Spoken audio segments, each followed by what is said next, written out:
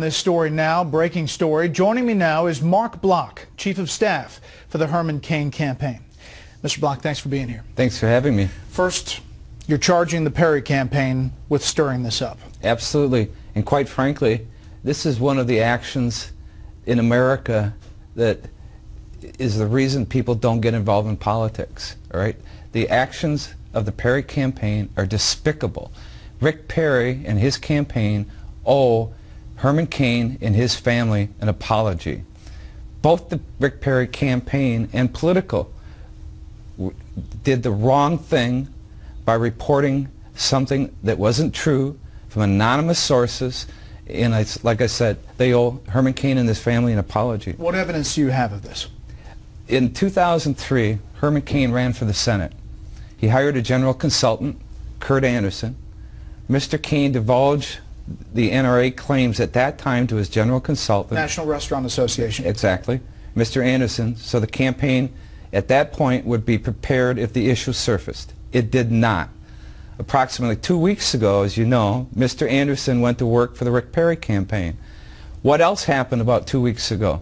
Politico began this smear campaign citing anonymous sources claiming Mr. Cain acted inappropriately. Now let me say that Kurt Anderson has given Politico quote saying he didn't know about this before the story ran. He has great respect for Herman Cain and his character. I would never speak ill of him on the record or off the record. That's true today, and it's not going to change. You say that's a lie.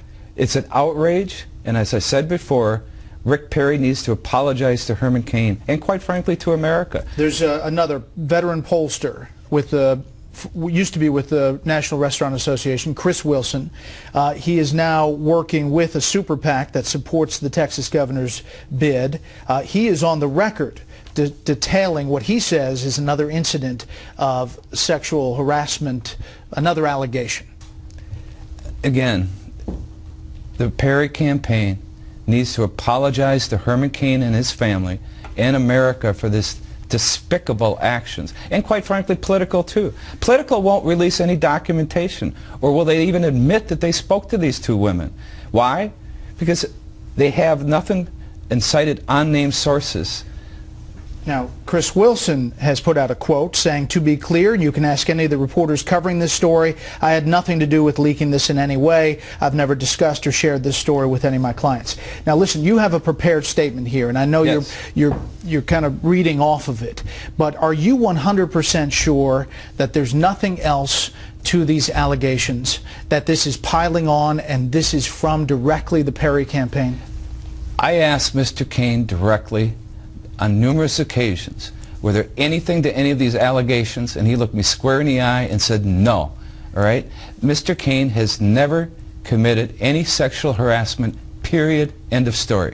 You said at the National Journal event earlier this week that same statement. Yes. Then you said, as the hours go by, it's interesting that we even hear from a radio talk show host of Iowa that a receptionist thought Mr. Cain's comments were inappropriate. And now that talk show host is apparently on the record talking about it. I would challenge anybody that has these statements to be made to come forward with the person making the statements. Face Mr. Cain.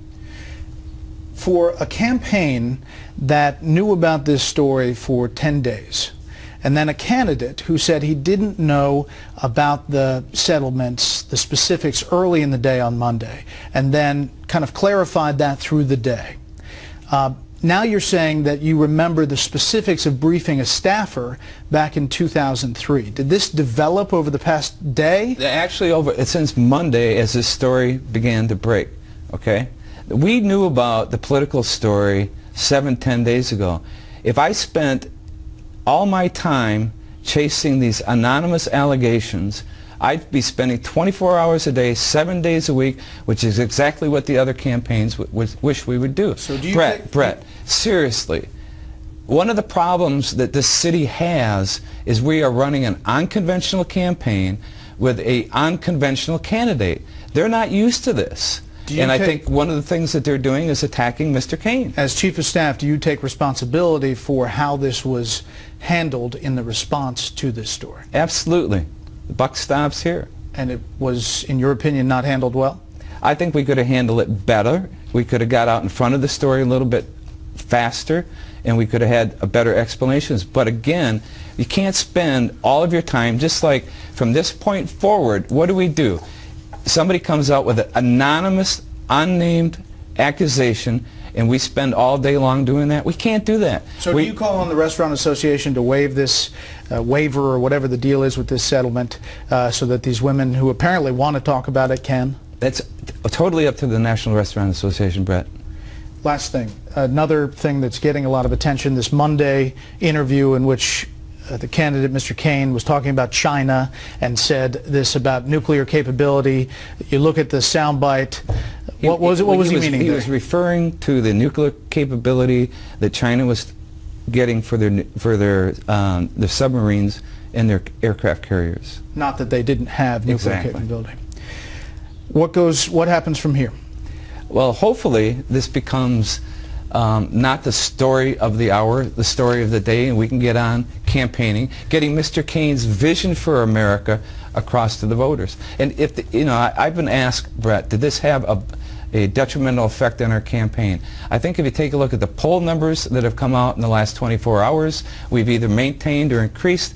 His intensity factor has gone up, and we had our best fundraising day yesterday that we've ever had in the campaign. So obviously it's not hurting us with our supporters. Mr. Block, thanks for the time. Thanks for having me.